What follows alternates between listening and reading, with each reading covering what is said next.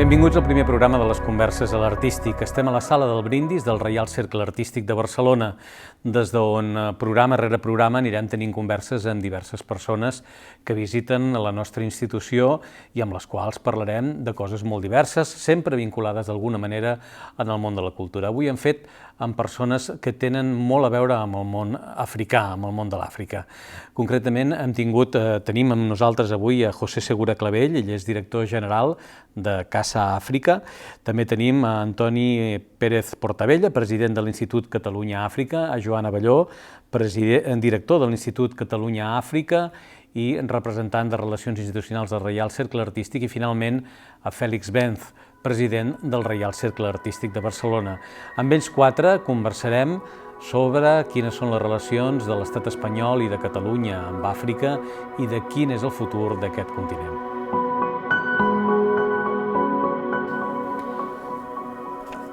Teniendo hoy aquí al señor José Segura Clavell, es necesario hacerle una pregunta. ¿Cómo están viviendo estos momentos en La Palma? Bueno, en el archipiélago canario en su conjunto, que somos 8 islas, es una comunidad autónoma archipelágica, es una comunidad de origen volcánico, de naturaleza volcánica y de evidente riesgo volcanológico. Y el riesgo se ha puesto de manifiesto con la erupción desgarradora que está teniendo lugar en estos meses en la isla de La Palma. Es decir, y piensen ustedes que una persona como yo, con la edad que tengo, yo he vivido en el archipiélago canario 4 acontecimientos volcanológicos. Cuando era un niño muy pequeño, pero yo tenía 3 o 4 años, en el año 49, recuerdo desde luego la erupción en la isla de La Palma del que se llamó en aquel momento volcán de San Juanito. Posteriormente, en el 71, el volcán de Teneguía, que ya es más conocido, ¿no?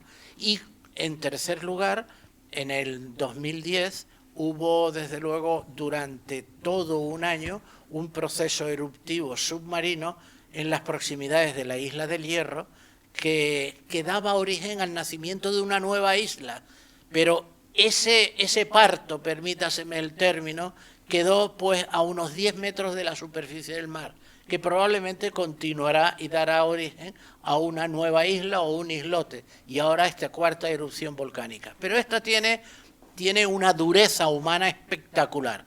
Más de 2.500 viviendas han sido arrasadas y desde luego centenares y centenares de hectáreas en una zona productiva de altísimo nivel que produce desde luego singularmente un plátano de alta calidad. Pero vivimos en un archipiélago volcánico.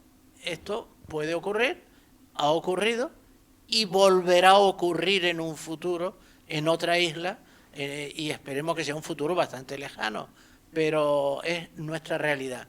Canarias está sintiendo la solidaridad intensa del resto del Estado español y la solidaridad intensa también de muy diferentes partes del mundo y de muy diferentes países de diferente localización.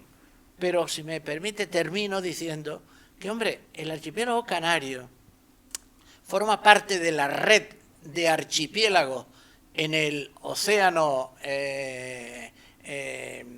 digamos, occidental, que son, en primer lugar, el archipiélago de Azores, en segundo lugar, el archipiélago de Madeira, en tercero, el archipiélago canario, en cuarto lugar, el archipiélago de la República de Cabo Verde. Hay un eje archipelágico, volcanológico, que nos une, y la similitud geomorfológica de la isla de Fogo en Cabo Verde, donde existe un volcán que es como el volcán Pico Teide de Tenerife, pero más pequeñito. Son elementos simbólicos que sirven para visualizar esa similitud, ¿no? Me gustaría preguntarle al presidente del Reial Cercle Artístic en qué manera, cuál es la relación entre el Reial Cercle Artístic y la Casa Àfrica, en qué contribuye el Reial Cercle Artístic este acercamiento de culturas entre Cataluña, España y África. Bien, el Real Cercle Artístic, bueno, en primer lugar, agradecer la presencia hoy de nuestro amigo aquí de Casa África y al presidente del Instituto Cataluña África, así como de su director, Joan Abelló. El Círculo Artístico, el Cercle Artístic de Barcelona, ya hace unos años que puso su mirada en el continente africano, en África. Y a través de este instituto, esta herramienta que tenemos aquí en Cataluña, como es este Instituto Cataluña África, con el que empezamos una serie de colaboraciones, como es natural en un inicio, y ya que somos una institución cultural, todos nuestros proyectos siempre han tenido pues esa línea, ¿no?, de colaboración en folclore, en música, en conferencias, en presentaciones, también temas artísticos. Por lo tanto es una línea que desde hace años que estamos trabajando. Cada año hay alguna actividad relacionada con África. De hecho, estamos también promocionando artistas nuestros en las islas. No hace mucho tiempo atrás que una de nuestras artistas insignes, como es Pepa Poc, expuso en Lanzarote y ahora vuelve a exponer este año en un proyecto interesantísimo. Desde luego lleva allí ya un tiempo trabajando in situ en las islas y por tanto, bueno, es una relación cada vez más estrecha y cada vez más cercana. Y sí que es verdad que Canarias, por su posición estratégica geográfica como punto de enlace entre el Estado español y África y la península, pues claro, es el eje vertebrador de todos estos acontecimientos. Y luego una institución como es el Instituto Cataluña África, asociado a una institución cultural histórica de Barcelona, como es el Real Cercle Artístic, como decíamos ahora, con más de 140 años de historia, pues que todos juntos trabajemos en pro de la cultura africana, trayendo proyectos y llevando proyectos, o sea, es bidireccional. Pues bien, eso yo creo pues que como presidente de esta entidad me enorgullece y al contrario, creo que hemos de seguir apostando por acercar todavía más, si se puede, esta cultura tan rica y tan extensa como es las culturas, porque no es una, hay cientos de culturas en el continente africano. La cultura también isleña, también con esa gran diversidad que tienen, esa gran riqueza. Y después pues con nosotros, con una ciudad como Barcelona, que siempre pues ha querido estar como punto de lanza en todo lo que son pues movimientos y acercamientos culturales. Una pregunta dirigida a los cuatro, que son buenos conocedores de la realidad africana. África es un continente muy diverso, seguramente hay muchas Áfricas o distintas partes de África.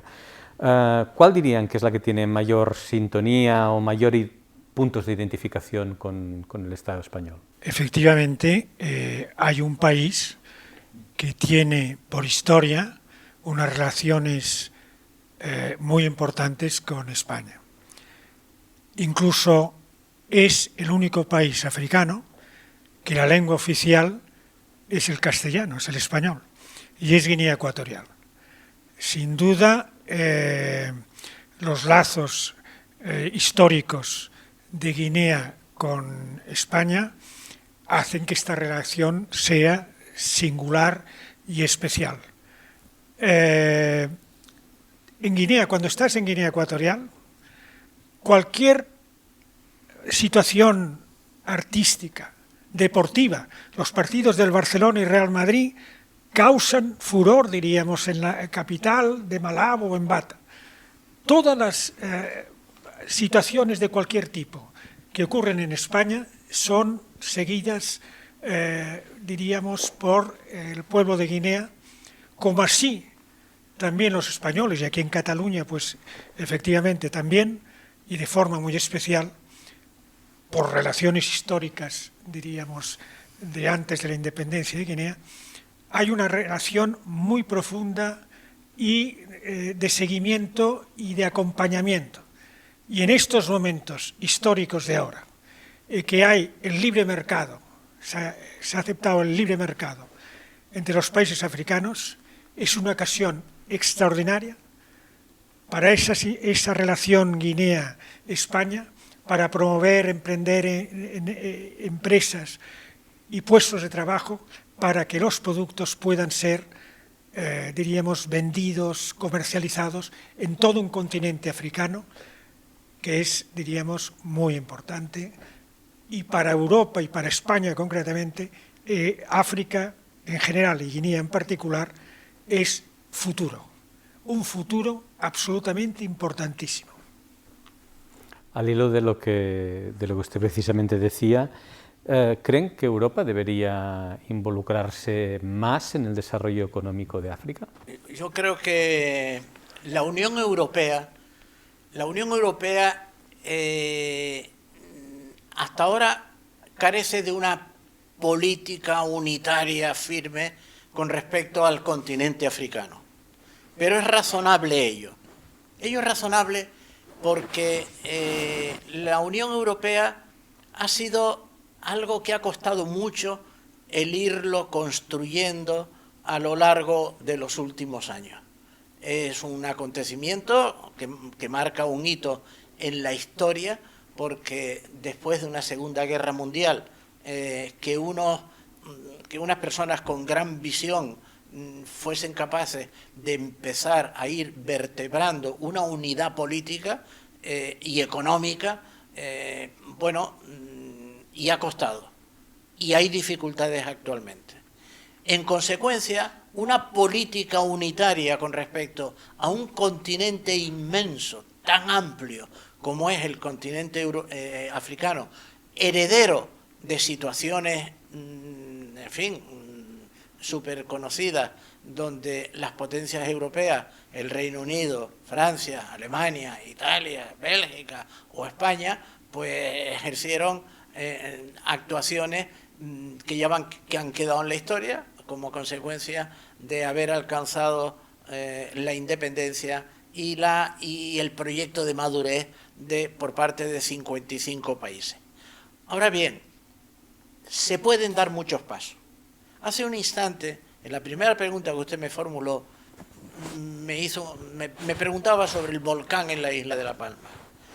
Bueno, le voy a comentar la anécdota. En el año 2013, el ministro de Minas de Guinea Ecuatorial firmó un convenio en Canarias con el Instituto Volcanológico de Canarias, que es un centro de investigaciones volcanológicas, obviamente. ¿Por qué? Pues porque hay zonas en la República de Guinea que tienen esa característica y ese riesgo. Pero además, si a ello se le suma el comentario que acaba de hacer el señor Pérez Portabella, desde luego que es el único estado africano donde la lengua oficial es el español, donde además hay gran simpatía y vinculación con las universidades españolas. No podemos olvidar que, por ejemplo, la UNED española, la Universidad Nacional de Educación a Distancia, tiene una delegación en Guinea Ecuatorial. No podemos olvidar, por ejemplo, el otro día en conversación privada que yo mantenía con el presidente de la Academia Española de la Lengua en Guinea, que al mismo tiempo es vicepresidente primero del Senado, son muchas circunstancias las que se dan que deberíamos aprovecharlas y potenciarlas. Y es cierto que desde el Estado español se pueden dar pasos más firmes en el sentido de potenciar esa vinculación. Y hay un tema que, en mi caso, como aficionado al mundo marítimo, que lo he sido a lo largo de mi vida, el Golfo de Guinea hoy en día presenta un índice de riesgo de piratería muy importante. De hecho, barcos de la Armada Española patrullan aquellas aguas con el objeto de auxiliar a barcos mercantes que procedentes de otros lugares del sur del continente africano se dirigen con mercancías hacia Europa, ¿no? Y Guinea Ecuatorial, y esto ya es una licencia que me tomo la libertad de utilizarla, es vecina de Nigeria y procedentes de puntos del litoral nigeriano hay digamos, estructuras delincuenciales organizadas que perjudican mucho a los tráficos marítimos. Lo pongo como ejemplo y así podríamos mencionar otros aspectos en los que el Reino de España puede colaborar en materia securitaria para potenciar precisamente esa vinculación económica y comercial a la que ha hecho referencia el señor Pérez Portabella. Señora Abelló, ¿cree que si hubiera una mayor implicación de Europa o si se produce una mayor implicación de Europa en África se puede acabar con guerras eternas como las de Sierra Leona, por ejemplo? ¿O hay demasiados intereses en juego en esa zona como puede ser los diamantes de sangre, las minas de coltán, etcétera? Bueno, es un tema, digamos, global, un tema de políticas de Estado que yo hasta cierto punto desconozco, ¿no? O sea, en mi caso, que soy un poco jano, bifronte, estoy en las dos instituciones que hoy están sentadas aquí en estas butacas del Real Cercle Artístic de Barcelona, y más que, ya sé que todo es política, incluso la cultura es política, pero yo creo que la política puede ayudar mucho a prescindir de las guerras y de los encuentros armados, ¿no? Mi interés en formar parte de estas dos instituciones es porque a partir de este instrumento que es la cultura, poder llegar a soluciones sociales. Y en efecto hemos hecho una serie de actividades, me centro de lo global que usted comentaba, una actitud de Europa y de guerras en África que quizá va más allá de mis intereses personales, pero quizá obras y conductas mucho más individuales que puedan tener algún beneficio para las poblaciones, por ejemplo, africanas. Hemos organizado encuentros en Guinea Ecuatorial, ya que se ha hablado de esta república que se independizó en 1968 de la monarquía española. Allí hemos tenido oportunidad de poder, con la población y con las autoridades locales, realizar desde temas de exposiciones, temas de contribución un poco literaria y temas que dan la palabra, nunca mejor dicho, porque la casa tradicional de un poblado guineano es la casa de la palabra, y la palabra es lo que realmente nos puede salvar de estos eventos desastrosos. No me estoy refiriendo a los volcanológicos que nos comentaba el señor Segura, sino a las guerras y a los encuentros bélicos. La palabra y la cultura nos puede salvar de ello, ¿no? El arte también, las exposiciones, y estamos desarrollando diversos temas, diversos planes. Quizá el más actual es una colaboración con la República del Senegal a partir del 50 aniversario de la presencia de Picasso en el Museo de Civilizaciones Negras de Dakar, hace 50 años, a través de un gran presidente que ojalá muchos de los jóvenes estados de África hubiesen sido como él, Leopold Sédar Senghor, gran poeta, gran literato en lengua francesa y que fue uno de los creadores de esta república, formada por diversas etnias. Todas las repúblicas africanas están formadas por gente muy diversa y de cultura muy diversa. Él pidió a su amigo Picasso, también era amigo de Mitterrand, que llevara pinturas suyas a Dakar para poder mostrarlas a la población. De eso hace 50 años, Picasso fue también socio del Real Cercle Artístic cuando era muy joven, en 1895, venía aquí a pintar mujeres desnudas, y quizá esta relación de una persona tan emblemática como Picasso ha hecho que colaborásemos en este proyecto, y nuestra presencia pues va a llevar una buena exposición documental sobre Picasso en Dakar. Y habría muchas mil, ¿no? Pero realmente abreviando, los desastres bélicos, guerras, conflictos locales, yo creo que también el mayor instrumento es la palabra y la cultura. El Estado español está muy preocupado con aspectos vinculados a la seguridad. Y en Europa se tiene la convicción clara, repito, en Europa, la convicción clara de que sin seguridad garantizada, por ejemplo, en la franja del Sahel africana, no se alcanzará seguridad plena en la Unión Europea. Es decir, los temas securitarios desde Casa África se siguen con mucho interés.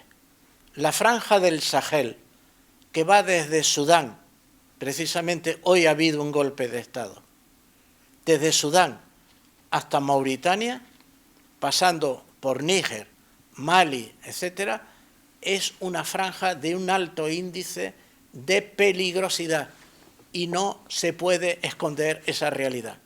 Europa, consciente de ello, toma muchas medidas al respecto. A modo de curiosidad, les indicaré que en los primeros días del mes de diciembre próximo, Casa África va a ser un lugar de encuentro en el que, valga la redundancia, se encontrarán los embajadores especiales de todos y cada uno de los países miembros de la Unión en el Sahel, o sea, es decir, 26 personas, junto con la embajadora de la Unión Europea en el Sahel, con el objeto de analizar e intercambiar información sobre estos aspectos securitarios. La seguridad es básica. Sin seguridad no hay desarrollo económico y sin desarrollo económico no hay tampoco seguridad en el continente vecino, que es precisamente el continente europeo.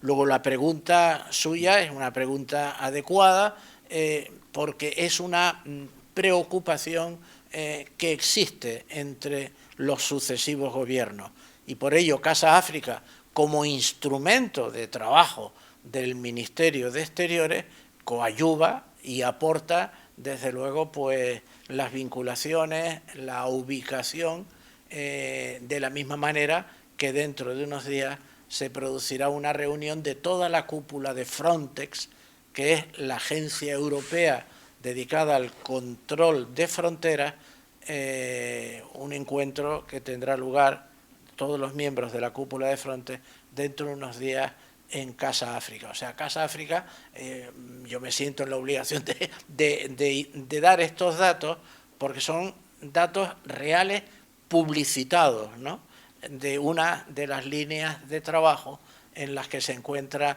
la institución que tengo el privilegio de dirigir. Justamente usted hablaba de seguridad, hay un problema muy importante en el Mediterráneo que tendría que ser precisamente un mar de cultura y un mar de unión, en estos momentos se parece más a un cementerio que a un mar. ¿Qué se puede hacer para luchar contra las mafias que desde África juegan con la esperanza de las personas? Bueno, nadie tiene la varita mágica que pueda resolver el problema migratorio, eso es evidente. Ahora bien, cuando la presidenta de la Comisión Europea actual, doña Ursula von der Leyen, tomó posesión, en su primera comparecencia ante el Parlamento Europeo anunció un nuevo pacto en Europa, un pacto migratorio. Ese pacto migratorio se viene negociando en los 3 últimos años bajo la presidencia de la señora von der Leyen. Y estimo que en los primeros meses del año próximo alcanzará el acuerdo definitivo. Ahora bien, ¿qué contenidos tendrá ese acuerdo? No hay más que leer los medios de comunicación que no esconden una realidad, y es que, consecuencia de fenómenos de muy diferente índole, hay miles de seres humanos que emigran de un país a otro dentro del continente africano. Los grandes procesos migratorios están teniendo lugar dentro del continente africano y un pequeño porcentaje buscan la posibilidad de acudir a Europa. Mire, yo como canario, que además del 2004 al 2008 ostenté la responsabilidad de delegado del Gobierno de España en Canarias, en el primer gobierno presidido por don José Luis Rodríguez Zapatero, en aquellos 4 años arribaron a nuestras costas alrededor de 65.000 seres humanos a bordo de pateras y de cayucos. En España no se sabía qué era un cayuco y en aquel periodo de tiempo, desde luego, se visualizó mucho en escenas televisivas. Ese fenómeno se ha vuelto a dar en los últimos, en lo que llevamos de año en Canarias, han llegado alrededor de 18.000 personas. Pero se está renegociando con cada uno de los países emisores, se está renegociando un procedimiento con Mali, con Níger, con Burkina Faso, con Senegal, con Mauritania, con Marruecos. Se está renegociando por parte del Gobierno de España un mecanismo de repatriación de quienes han entrado irregularmente en España, pues son devueltos a su país de origen mediante pactos con los respectivos gobiernos, donde entran aportaciones económicas para la generación de empleo y de actividad económica en los lugares receptores de los inmigrantes que irregularmente han entrado en el archipiélago canario. Y ese caso es extrapolable a quienes llegan a diferentes puntos del litoral peninsular del Mediterráneo español. Pero con una diferencia, y es que, por ejemplo, a puntos del litoral de Almería, en fin, de esas provincias mediterráneas, proceden de un país como Argelia, con el que no hay en estos momentos negociación, pero la habrá. Es decir, ese fenómeno durísimo, migratorio, por vía irregular, impulsado, unos por mafias, otros por el hambre y la necesidad, y otros porque huyen de persecuciones de diferentes naturalezas, es algo consustancial con la historia de la humanidad. Pues, pero en esta etapa se da, digamos, unos perfiles francamente ingratos, y la pérdida de vidas en la mar, en el Mediterráneo y en el Atlántico, es algo profundamente desgarrador, porque quienes llegan a nuestro litoral no es mercancía peligrosa, ni chatarra, ni material radioactivo, son seres humanos. Y desde la perspectiva del cumplimiento de los mandatos de los derechos humanos derivados de la ONU, nos lleva inexorablemente a renegociar y a buscar fórmulas que permitan un tratamiento digno a estas personas que se han jugado la vida, pero que en España, o cualquier otro país europeo, la aspiración es que lleguen mediante procesos regulados y adaptados a normativa en vigor. Dos últimas preguntas, una para usted, señor Segura, y una para los señores Pérez Portabella y Benz. Estábamos hablando de fronteras. Sin duda hay una frontera, digamos, complicada, que es la frontera de España con Marruecos, donde se han producido algunas escenas no demasiado edificantes de temas de devolución en caliente, etc. Marruecos tampoco parezca que está ayudando mucho, ¿no?, a que estas situaciones no se produzcan. Marruecos es un país fundamental para el Reino de España. Marruecos ha sido un baluarte en la lucha antiyihadista. A nosotros en Europa nos tiene que preocupar el radicalismo yihadista.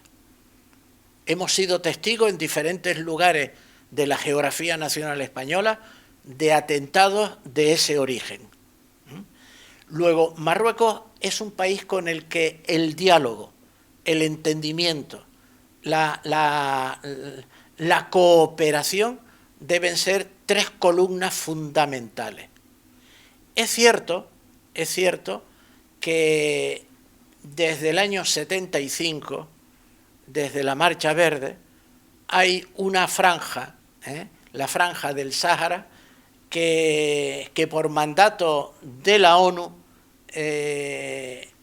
y por lentitud en la adopción de decisiones, la situación del pueblo saharaui no ha encontrado una salida adecuada.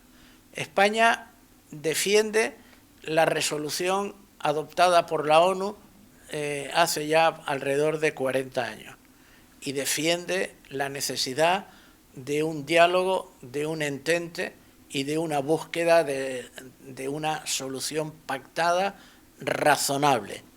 Sería ampuloso por mi parte pretender indicar o exponer cuál es la solución adecuada. Yo creo en los organismos internacionales, creo en el derecho internacional y creo, desde luego, en la actitud positiva del Gobierno de España, de los sucesivos gobiernos que hemos tenido en las últimas décadas, que han buscado fórmulas, si bien es cierto que no ha tenido publicidad al respecto, pero han buscado fórmulas. Y yo tengo la impresión de que el nuevo delegado de la ONU en la zona del Sáhara, aceptado por los países, tanto por Marruecos como por España, puede ayudar a encontrar la fórmula definitiva. Pero reitero, con el Reino de Marruecos, diálogo, entendimiento, cooperación resulta esencial. Y para cerrar, señores Pérez Portabella y Benz, me gustaría conocer su opinión sobre, desde Cataluña, desde el Estado español, ¿qué podemos aprender de África? Pues muchas cosas. Es decir, mire, el Instituto Cataluña-África tiene dos leitmotiv fundacionales muy importantes. Uno es la formación y otro la igualdad para la mujer. La mujer para África es fundamental que se posicione social y de todas maneras en igualdad. La mujer para África, como en cualquier país, pero en África especialmente, porque tiene en los poblados, en las ciudades, una importancia vital, y para el futuro de África es esto. Y lo otro, la formación. Mire, Cataluña, España, tiene una relación muy importante. Aquí Segura conoce perfectamente la Universidad de Las Palmas y La Laguna, la relación importantísima con universidades africanas. Y es aquí donde España, con sus universidades, que tiene relaciones importantísimas con universidades africanas, puede hacer una red de formación impresionante y fomentar el emprendimiento con los alumnos que salgan de esta universidad, de estas universidades africanas. El Instituto Cataluña-África ya ha experimentado ese tema concretamente en Senegal y en Guinea Ecuatorial, y ustedes no saben, diríamos, la importancia que tiene. Hay una institución en ciencias empresariales muy importante, el IESE, que con la Universidad de Lagos tiene un centro de emprendimiento que es absolutamente impresionante. La cantidad de jóvenes nigerianos que se forman su empresa y tienen a España como, diríamos, y al IES en este caso, como norte fundamental. Es decir, España tiene mucho que hacer a través de universidades y la cultura. Ese ha de ser nuestro norte y es un futuro que nosotros podemos, diríamos, dar a África y aprender de ellos.